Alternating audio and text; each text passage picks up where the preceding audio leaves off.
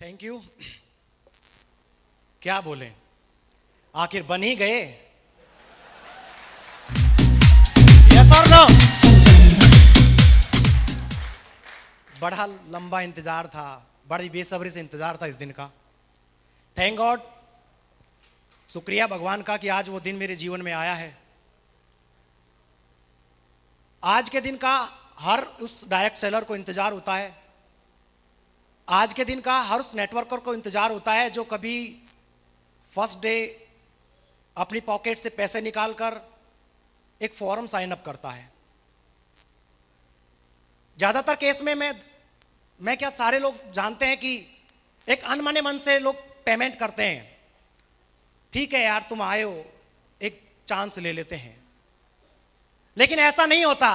जब वो अपनी पॉकेट से 10,000, 12,000, 15,000 रुपए खर्च करता है, आपको देता है, फॉर्म पर सिग्नेचर करता है, तो कहीं ना कहीं उसके दिल के किसी कोने में एक सपना होता है, एक उम्मीद होती है।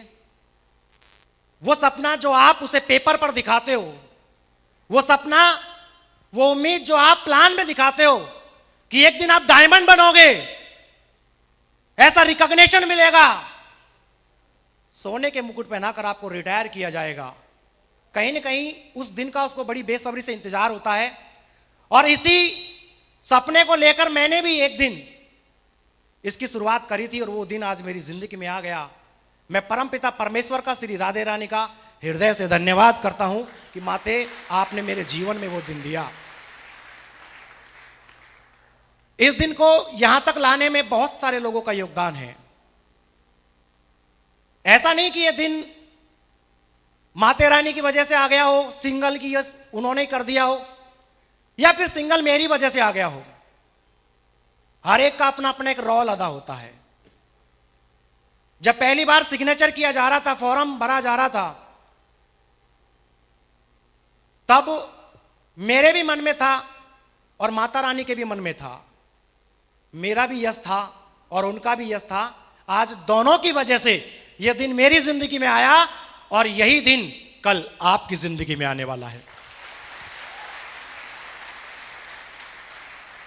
साथियों, समझ में नहीं आता कि आज के दिन को मैं कैसे बयां करूं।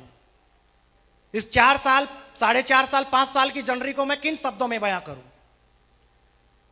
हर वो बात अगर मैं आपसे शेयर करने बैठूं तो बहुत बहुत समय लग जाएगा। लेकिन कोई तो ऐसी बात होगी, कोई तो ऐसा पल, कोई तो ऐसा लम्हा आया होगा जिसकी वजह से एक आदमी हर चैलेंज को, हर परेशानी को एक्सेप्ट करते हुए, सहते हुए, चाहे कैसे भी परेशानी उसको हो, बावजूद उसके भी उसको सहते हुए इस दिन का इंतजार करता है। दोस्त, जीवन की शुरुआत खास ठीक नहीं थी। पढ़ रहे थे लेकिन कोई बहुत ज्यादा हाई स्टैंडर्ड स्कूल में नहीं थे। नॉर्मल जो अपने गांव का स्कूल होता है, जहां आमतौर पे हर मां बाप का एक सपना होता है कि यार शायद मेरा भी बेटा कुछ बन जाएगा। इसी सपने को लेकर मेरे भी मां बाप ने मुझे एक स्कूल में दाखिला करवाया। जैसा भी था, मेरा स्वभाव जैसा था, मैं चंचल था या मैं जो भी था, लेकिन फिर भी मेरे मां बाप कोशिश करते थे कि यार जैसे तैसे करके पढ़ ले, अगर ये कुछ बन जाएगा तो शायद घर का भला होगा। और ये मेरे ही मां बाप का मन नहीं होता, ये हर मां बाप का मन होता है। जब आप कभी भी दाखिला करवाते हैं स्कूल में, तो ऐसा नहीं कि बेटा टाइम पास करके आना, तेरे बाप के पास में बहुत पैसा है, इसको उड़ाने का एक ही तरीका है, जा स्कूल, कोचिंग। वो एक उम्मीद लेकर भेजते हैं कि यार शायद ये जो मेरे परिवार में एक आया है, ये कुछ मेरे परिवार में नया करके दिखाएगा। और उसकी शुरुआत एजुकेशन से होती है, उसकी शुरुआत शिक्षा से होती है। और उसी उम्मीद में मेरे माँ बाप ने भी मुझे एक स्कूल में दाखिला करवाया और मैंने 10वीं तक की पढ़ाई वहां से करी। हालात ज्यादा ठीक नहीं थे।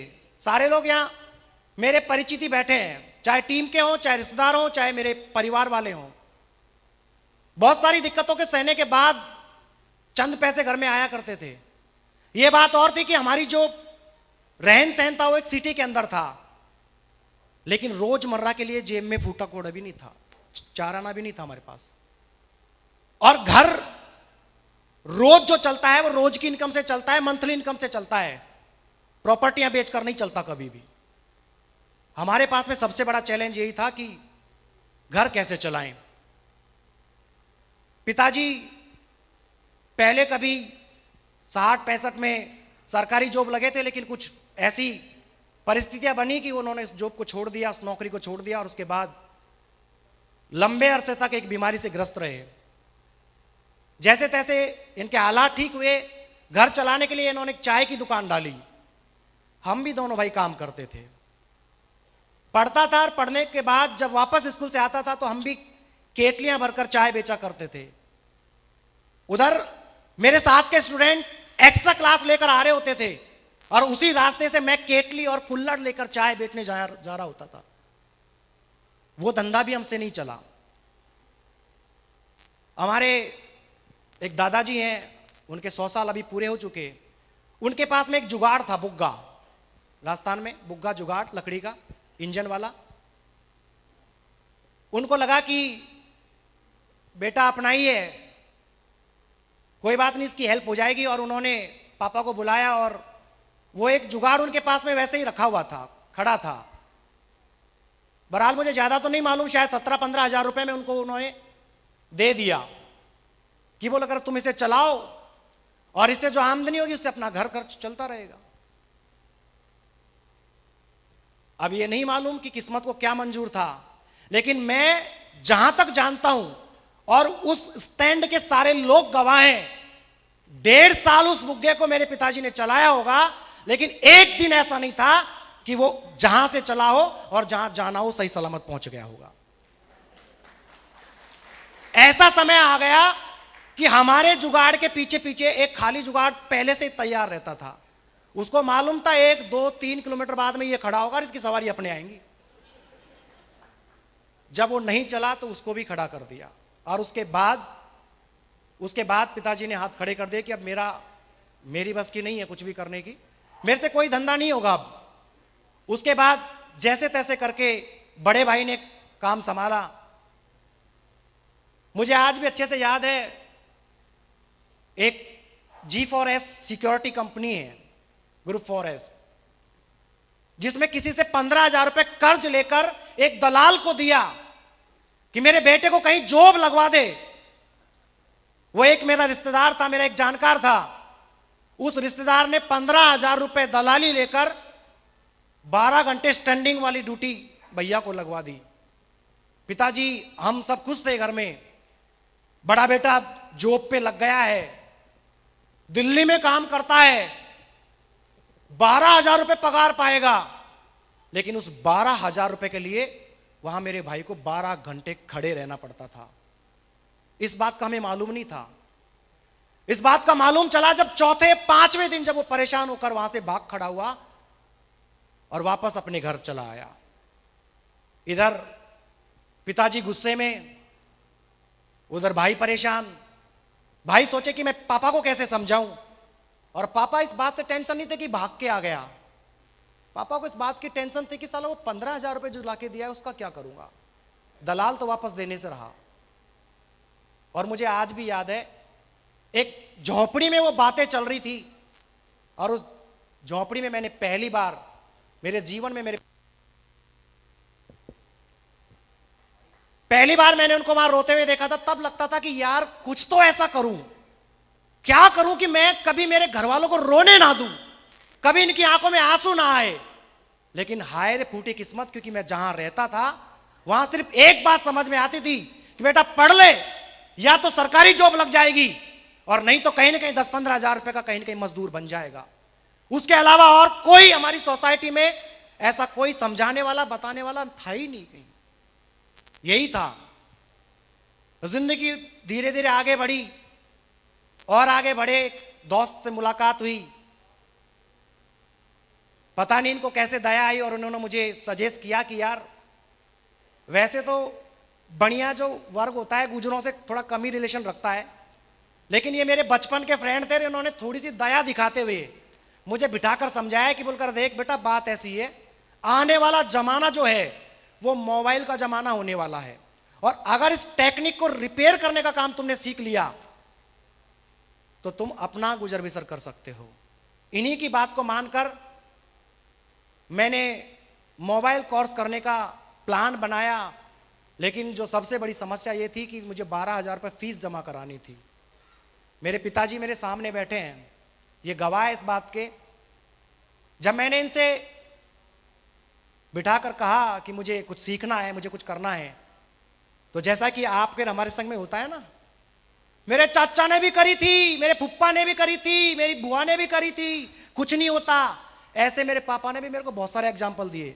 देख तेरे फला चाचा का लड़का कंप्यूटर कोर्स करके बैठा, देख तेरे फला ताऊ का लड़का ITI करके बैठा, एक वो तेरा भाई खुद होटल मैनेजमेंट करके बैठा, किसी का कुछ हुआ, तू भी ऐसे मेरे 12-13 हजार रुपए का चूना लगा के आएगा, कुछ नहीं होता।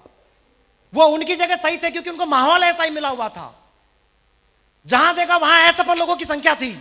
लेकिन मैं जो करना चाह रहा था वो कैसे बताऊं, किन शब्दों में बयां करूं कि मैं मेरी जिंदगी में कुछ करना चाहता हूं, कुछ बनना चाहता हूं। जब सारे दरवाजे बंद थे, जब 2 शख्स थे ऐसे जिन्होंने दरवाजे खोले। पहला शख्स मेरे मामा श्री मोहनलाल गुजर साहब। मैं उनके पास अलवर गया, और सच बताऊं दोस्तों, मेरे मामा फ्रूट का रेडी लगाते हैं। रेडी जानते हैं, फुटपाथ पे जो ठेली लगाते हैं, फुटपाथ पर ठेली लगाकर फ्रूट बेचने का काम करते हैं। लेकिन मैं सलाम करता हूं, सलाम ही नहीं, मैं आज हृदय से प्रणाम करता हूं कि उस शख्स ने एक बात कही कि देख तेरे 12,000 का जुगाड़ तो नहीं है, लेकिन ये 5 ले जा, अगर जीवन में कुछ बन जाए तो दे देना, नहीं तो आप पूरी जिंदगी तेरे से कुछ मांगूंगा नहीं। एक दरवाजा खुला, 5 लिए, फीस जमा कराई। उस समय एक स्टूडेंट मिला जिसने मुझे समझाया कि जब तुम यहां आते हो तो रास्ते में चलते चलते लोगों से कांटेक्ट करो और मोबाइल लेकर आया करो।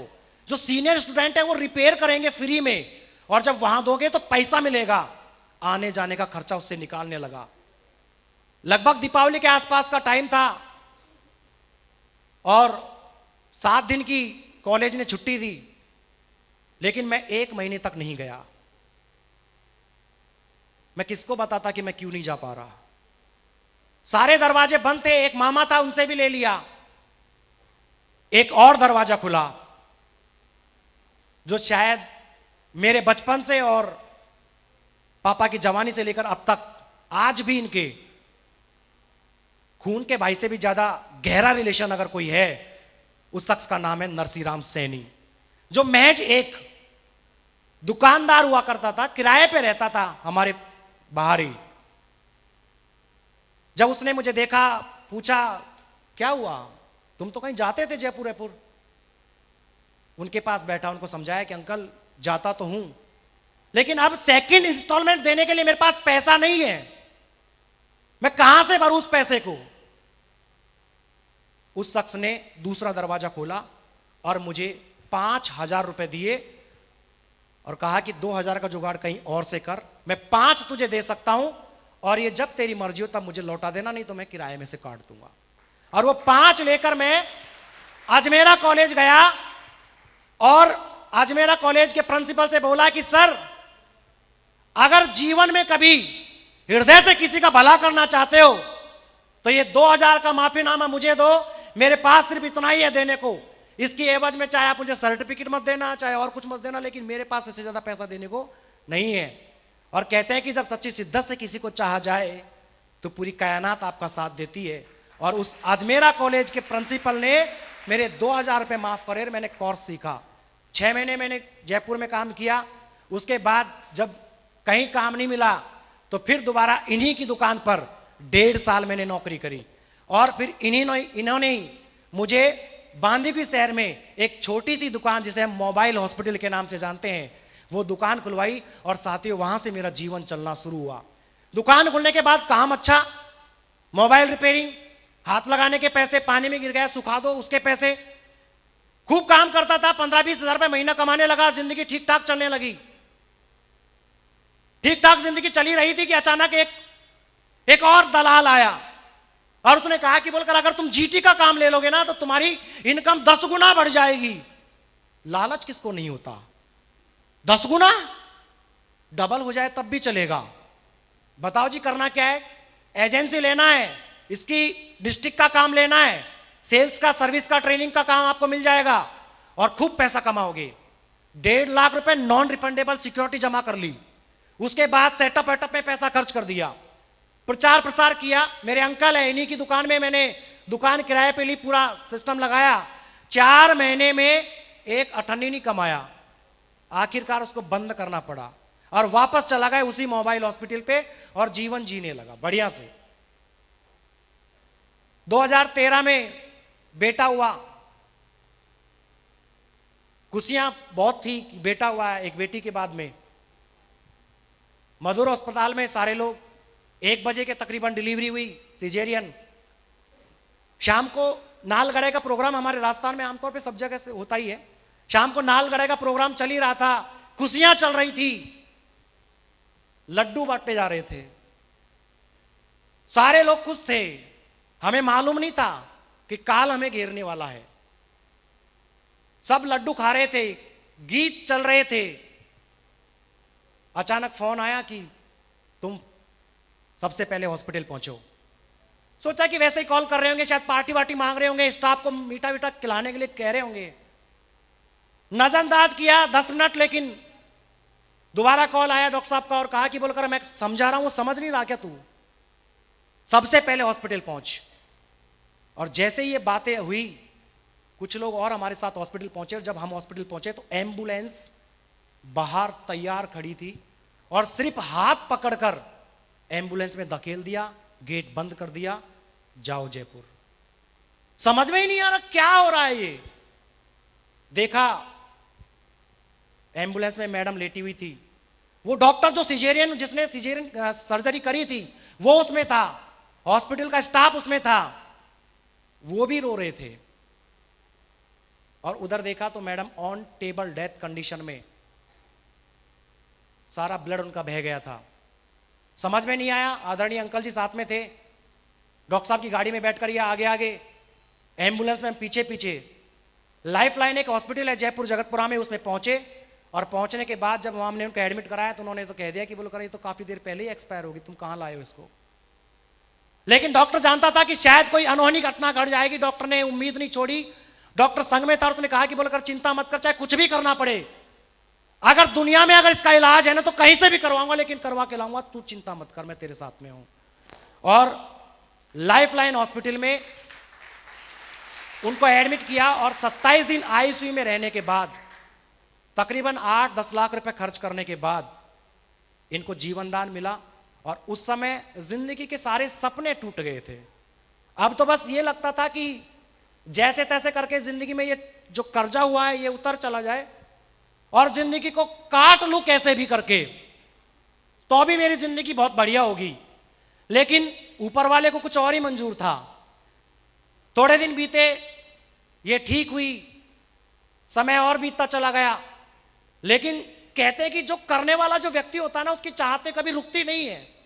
उसे तो बस कोई मौका मिलना चाहिए, उस मौके को छोड़ना नहीं चाहता। एक मेरे दोस्त ने मुझे सजेस्ट किया कि तुम चुनाव क्यों नहीं लड़ लेते, अगर जीत गए तो अच्छा माल कमाओगे। और इसी उम्मीद में भारतीय जनता पार्टी से 2015 में टिकट लेकर पार्षद का चुनाव लड़ने के लिए मैदान में आ गए। मेरे चाचा के सपुत्र मेरे साथ आज यहीं बैठे हैं, हम सगे भाई। मेरे छोटे वाले चाचा के बेटे कांग्रेस से टिकट लेकर आ गए, साथ में बैठे हैं। अब प्रचार करने के लिए जा रहे हैं। इधर चाचा का लड़का, इधर ताऊ का लड़का, इधर बीजेपी से चल रहा है, इधर कांग्रेस से चल रहा है। रिजल्ट तो आपको मालूम है। वापस घर में आ गए। फिर लगा कि यार नहीं, ये जो लोग सलाह देते हैं ना, ये सलाहकार, इनकी बातों में कभी नहीं फंसना, कभी इनकी बातों में नहीं आना। मतलब कंगाली में और आटा गीला करवा दिया। लेकिन कहते हैं फिर से कुछ ना कुछ होता है। 2016 में जनवरी का महीना, अगर किसी और का फोन आता तो शायद मैं रेस्पॉन्स नहीं करता, लेकिन राहुल जी का बार बार फोन आ रहा, लगातार फोन कर रहे कि महाराज जी मिलना है, बहुत जबरदस्त बिजनेस है, बहुत जबरदस्त कारोबार है, रातों रात माला माल हो जाएंगे दोनों, तुम भी करोड़पति बन जाओगे, मैं भी करोड़पति बन जाऊंगा। Phone switch off. मुझे मालूम है क्या बताने वाले हैं ये, लेकिन ये कहां छोड़ने वाले थे, क्योंकि इनके पीछे जो पावर थी वो आदरणीय ग्रेट लीडर पंकज सर थे, और पंकज सर ने इनका फॉलोअप इतना जबरदस्त किया। आखिर ये और पंकज सर ने एक छोटी सी कोठड़ी में बैठकर, कुटिया सी में बैठकर मुझे ये सेफ शॉप का प्लान दिखाया, और जब प्लान दिखाया तब एक बात मुझे समझ में आ रही थी कि यार मैं गलत था, मैं गलत सोचता था, क्योंकि ये लोग जो मुझे दिखा रहे हैं, जो मुझे बता रहे हैं, कौन सी चीजों के बारे में बोल रहे हैं, अरे वही सारी चीज जो पिछले 27 साल 28 साल से मैंने किसी गुप्ता जी से खरीदा है, मैंने किसी शर्मा जी से खरीदा है, मैंने किसी वर्मा जी से खरीदा है, किसी ने किसी की दुकान से खरीदा है। यस और नो? आपने खरीदा? यस और नो? मुझे और समझ में नहीं आया, लेकिन एक बात समझ में आ रही थी कि सारी चीजें मैंने जीवन में खरीदी है, और मैं कुछ बोल पाता उससे पहले ही सर ने पूछ लिया, क्या लगता है दोबारा खरीदोगे कि नहीं खरीदोगे? मैंने कहा साहब खरीदेंगे तो सही। और उस समय इन्होंने एक ही बात बताई कि अगर वहां से नहीं लेकर यहां से खरीदते हो तो जिंदगी बहुत बड़ी बन सकती है और लाखों रुपए महीना कमा सकते हो। उस समय सर और मैं एक ही बात सोचा करते थे कि 10-12 साल दुकान करते करते हो गए, लाखों रुपए कमाते किसी को नहीं देखा, बाढ़ में जाए लाखों रुपए, 20,000 का जुगाड़ दुकान कर देगी। अगर ये कह रहे हैं लाखों रुपए की, अगर 20,000 का जुगाड़ भी अगर सेफ शॉप से हो जाए तो कम से कम एक 4th ग्रेड के कर्मचारी तो बन ही गए। यस और नो? एक छोटी सोच के साथ में इस कारोबार को शुरुआत हमने भी कर दी, और इसकी शुरुआत करने के बाद आदतें नहीं बदल पाए, संगत नहीं बदल पाए, और जब आदतें और संगत नहीं बदल पाए तो इस बिजनेस में कुछ नहीं हुआ। एक समय था कि जब 2 लोगों ने तो उम्मीद छोड़ दी थी कि इस नालायक को तो यही रहने तो कचरे में ही, ये कुछ नहीं कर सकता, लेकिन एक शख्स को पूरा भरोसा था, और वो कोई और नहीं, आदरणीय राहुल गुप्ता जी। मैं चाहूंगा एक बार जोरदार तालियां होनी चाहिए, धमाकेदार तालियां होनी चाहिए एक बार इनके लिए। Thank you. ये इस बात को जानते थे कि जिस शख्स के बारे में मैं बात कर रहा हूं उसकी पावर को मैं जानता हूं, उसकी कार्यशैली को मैं जानता हूं, शख्स को मैं जानता हूं। अगर एक बार पागलपंती आ गई, अगर एक बार क्रेजीपन आ गया ना, तो ये भी डायमंड बनकर दिखाएगा। और इनके इसी विश्वास के बाद मैंने काम करना शुरू किया, धीरे धीरे करता रहा, और आज इनका वो विश्वास पूरा हुआ। थैंक यू सर, बहुत बहुत धन्यवाद। अगर आप वो विश्वास नहीं करते तो सर ने और दीपक जी ने तो उम्मीद छोड़ दी थी मेरे से। ये नालायक है, ये नालायक ही रहेगा, ये कुछ नहीं कर सकता। मेरे दोस्त, 29 मार्च 2016 का वो दिन मेरी जिंदगी में फिर आया एक बार, जब मुझे जबरदस्ती एक बस में बिठाकर इसी जेपी पैलेस में, यहीं शायद कहीं खड़ा था मैं, और उस समय एक डायमंडशिप का प्रोग्राम चल रहा था, और वो कोई और नहीं, हम सबके ग्रेट मेंटर आदरणीय श्री धर्मवीर सर की डायमंडशिप का प्रोग्राम चल रहा था। ये सारा सेटअप देखा, सब कुछ देखा। एक LIC और जिम चलाने वाला व्यक्ति, एक LIC और जिम चलाने वाला व्यक्ति डायमंड बन गया, इतना बड़ा रिकॉग्निशन मिल गया, लाखों रुपए कमा गया। उस समय लगा कि अब इस बिजनेस में दम है, कुछ करना चाहिए। साथियों, 29 मार्च 2016 के दिन इसी हॉल में बैठकर ऐसे ही एक शख्स को डायमंड बनते देखकर, उनको बोलते देखकर यही कसम खाई थी कि साला चाहे कुछ भी हो जाए, अगर एक बाप की औलाद है महाराज, तो इसी हॉल में यहीं पर 4 साल के भीतर अपनी डायमंडशिप लेकर दिखाएंगे। और वो मैंने करके दिखाया। यस और नो?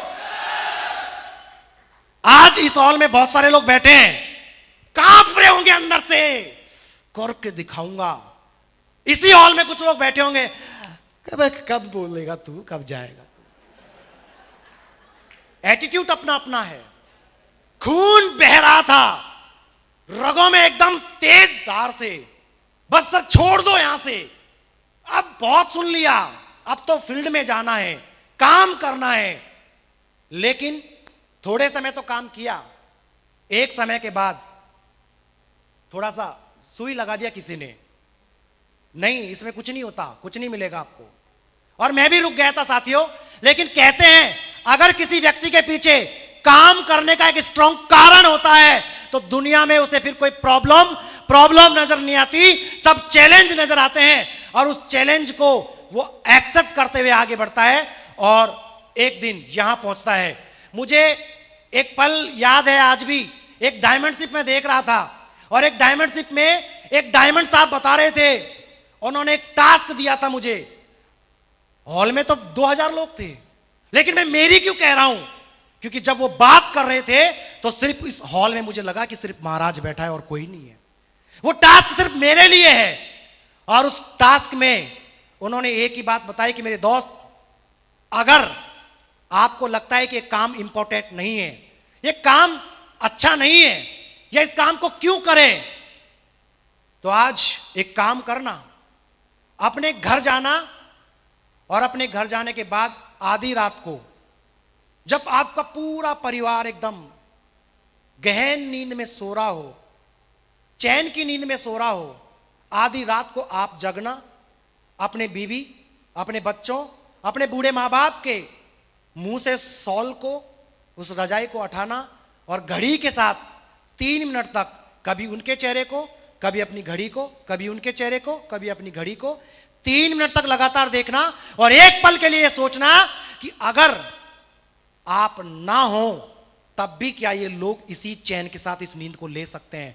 अगर जवाब आपका यस में आए तो भगवान कसम इस काम को करने की जरूरत नहीं है, और अगर आपको लगे आपने अभी तक ऐसा कोई काम नहीं किया कि आपके दुनिया छोड़ने के बाद आपके ये बच्चे, आपकी बीवी, आपका बूढ़े माँ बाप इस चैन की नींद को ले नहीं सकते, तो कसम भवानी की सिर्फ एक ही काम बना है दुनिया में, डायरेक्ट सेलिंग और सेफ शॉप में डायमंड शिप। इसको कर जाओ आजीवन, अरे आजीवन छोड़ो, 5 पीढ़ियों तक आपकी पुश्ते चैन की नींद सोएगी, आपको पैसे की चिंता करने की जरूरत नहीं है।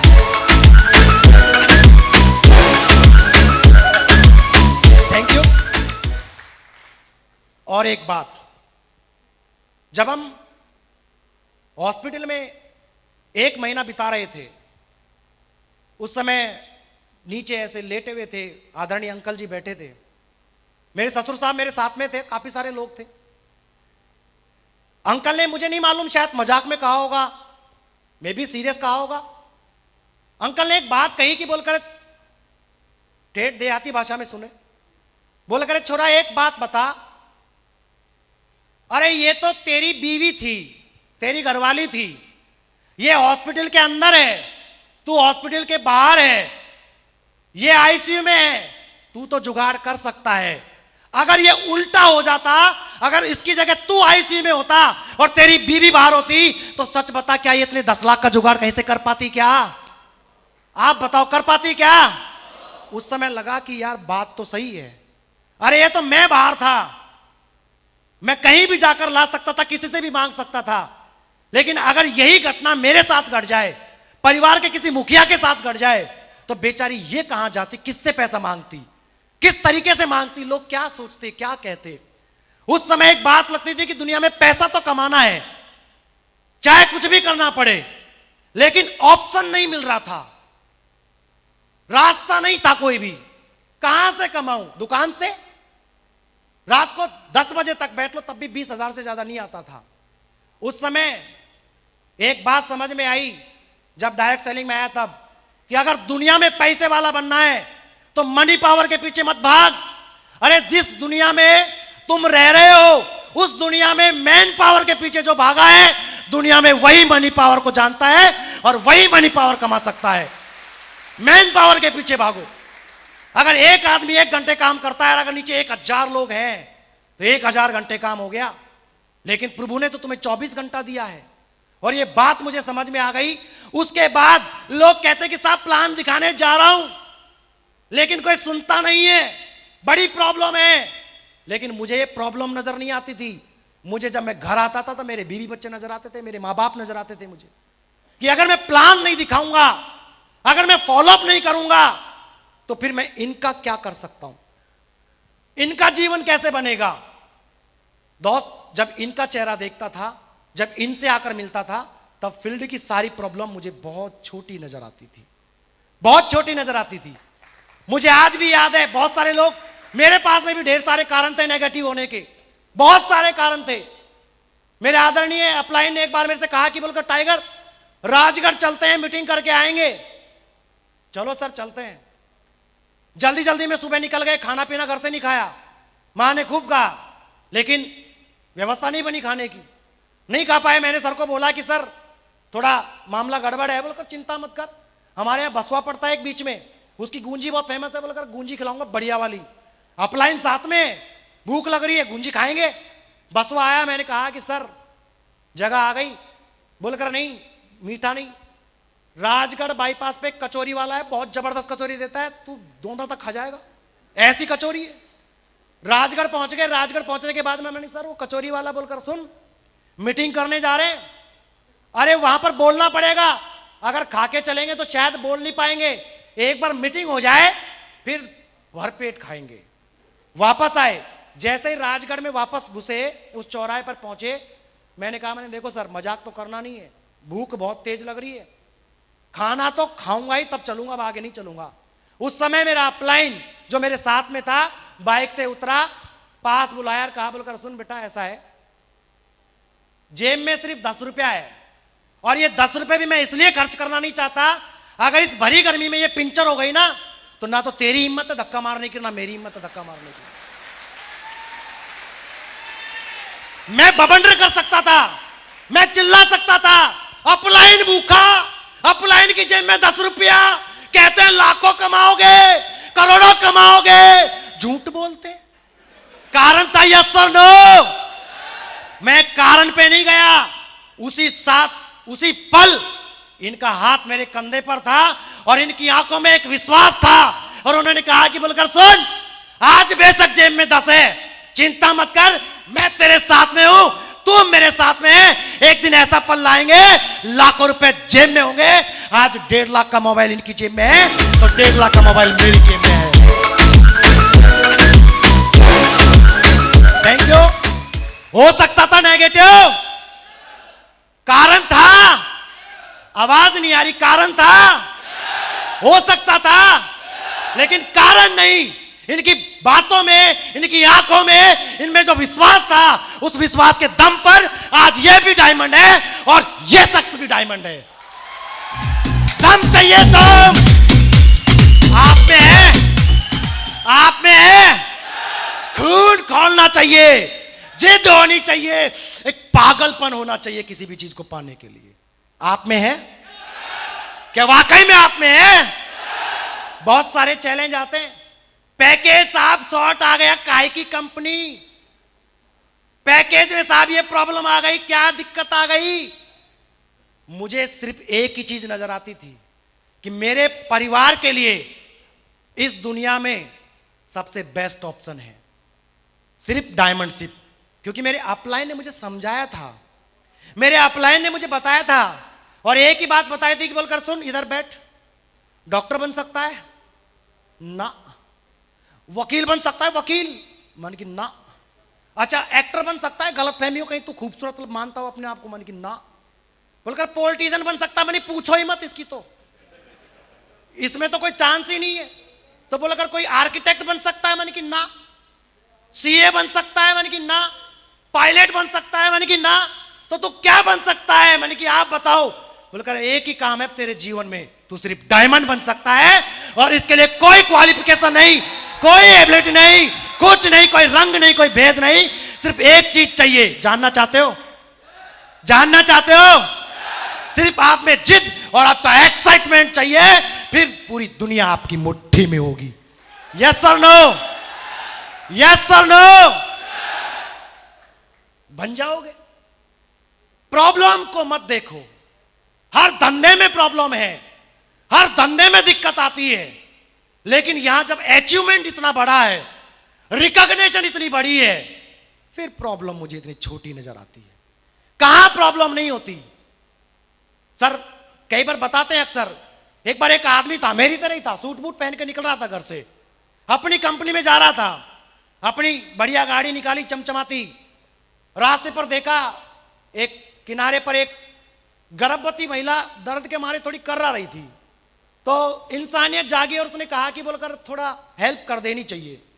वो बेचारा रुका और उसने महिला से पूछा कि मैं क्या आपकी कोई मदद कर सकता हूं? तो उन्होंने कहा कि मुझे हॉस्पिटल आप एडमिट करा दें। वो बेचारा इंसानियत के नाते उस महिला को अपनी कार में बिठाकर हॉस्पिटल में ले गया। नर्स आई और नर्स ने उसको रिसीव करके भाई साहब को बोला कि आप थोड़ी देर के लिए यहां बैठ जाओ। उस व्यक्ति ने देखा कि यार मैं तो ऑफिस जाने के लिए लेट हो रहा हूं, जाना ऑफिस था, पहुंच गया कहां पे, कहां पे, कहां पे, नई प्रॉब्लम आ गई।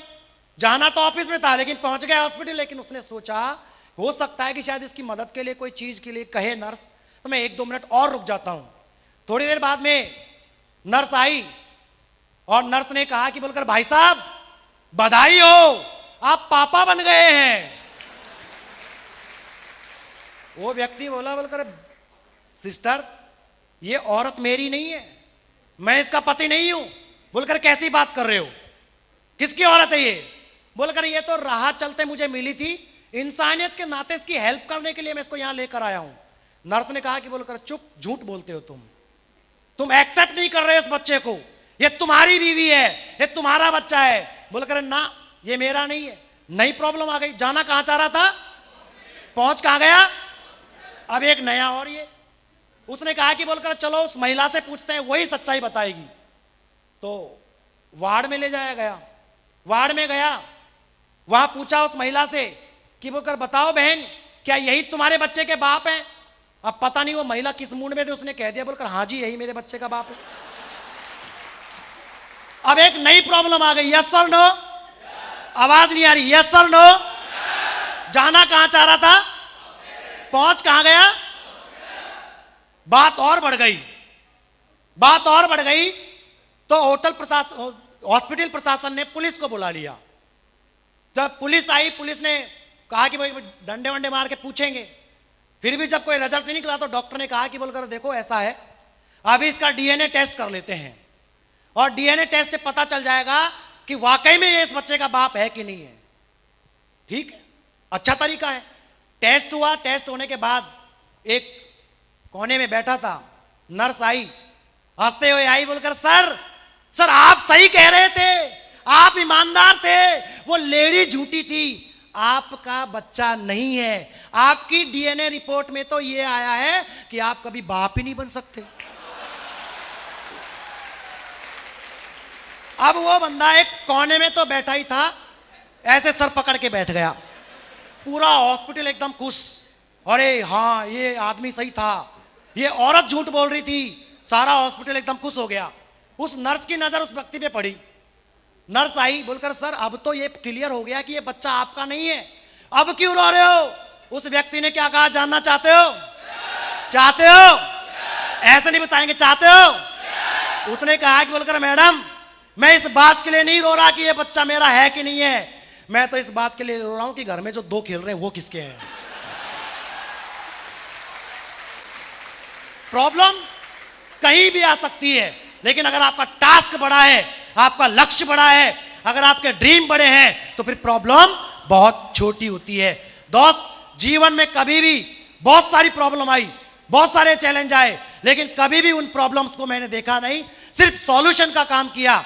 अगर हुआ तो ठीक, और नहीं तो मेरे अपलाइन ने मुझे एक बात बताई थी कि टाइगर वो प्रॉब्लम वहीं रहेगी, कट मार आगे बढ़, कट मार आगे बढ़। अरे जब तुम चलते चले जाओगे, एक दिन शिखर पर होंगे, उस मंजिल से देखोगे वो प्रॉब्लम आपको वहीं छोटी सी नजर आएगी और आप उस शिखर पर होंगे, लोग तालियां बजा रहे होंगे, सल्यूट कर रहे होंगे और एक दिन आप लाइफ को एंजॉय कर रहे होंगे। यस और नो? यस और नो? ढेर सारी बातें हैं करने को। दोस्त, मैं एक बात जरूर कहना चाहूंगा, एक काम जरूर कर लेना, बस एक हाथ अपने ऊपर वालों को और एक हाथ अपने नीचे वालों को, अपना एक हाथ अपने ऊपर वालों को और अपना एक हाथ अपने नीचे वालों को, एक अपलाइन को और एक डाउनलाइन को, बस दोनों हाथ थमा दो और जैसा जैसा वो कहें वैसा वैसा करते चले जाओ। आज जो दिन मेरी जिंदगी में आया है, कल वो आपकी जिंदगी में जरूर आएगा, 100% आएगा, इस बात की मैं आपको गारंटी देता हूं। साथियों,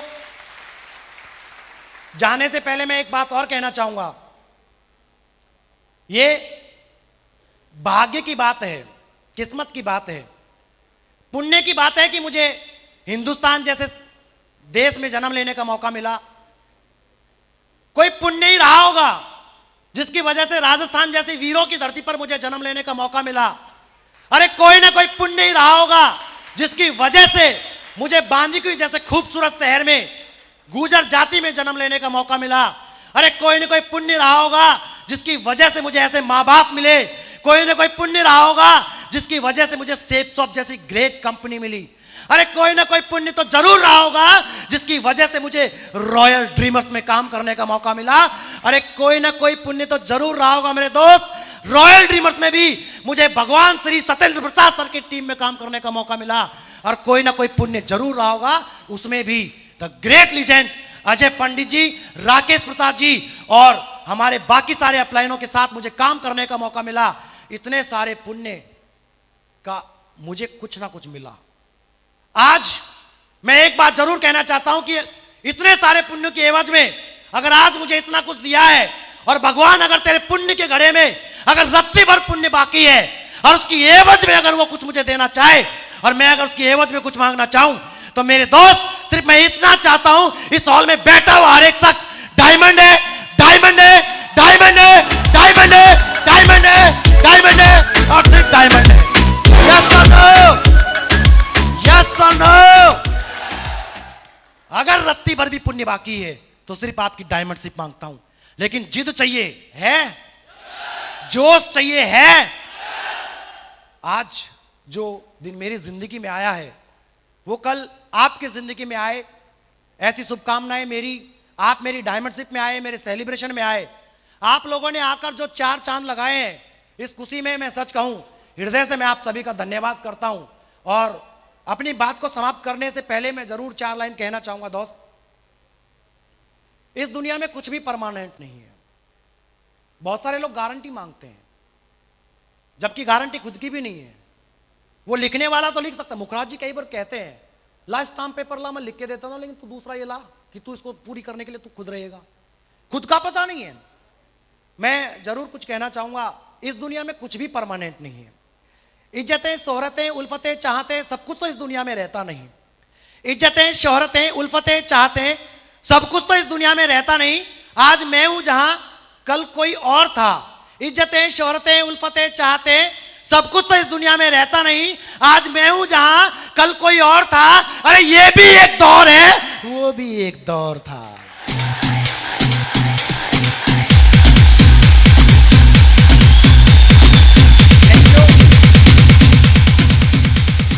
बहुत बहुत धन्यवाद। आपसे फिर मुलाकात होगी किसी ऐसे ही ग्रेट सेलिब्रेशन में, किसी डायमंडशिप में, किसी प्रोग्राम में, किसी सेशन में। तब तक के लिए बस दुआ में याद रखना। Thank you very much. धन्यवाद, धन्यवाद, थैंक यू।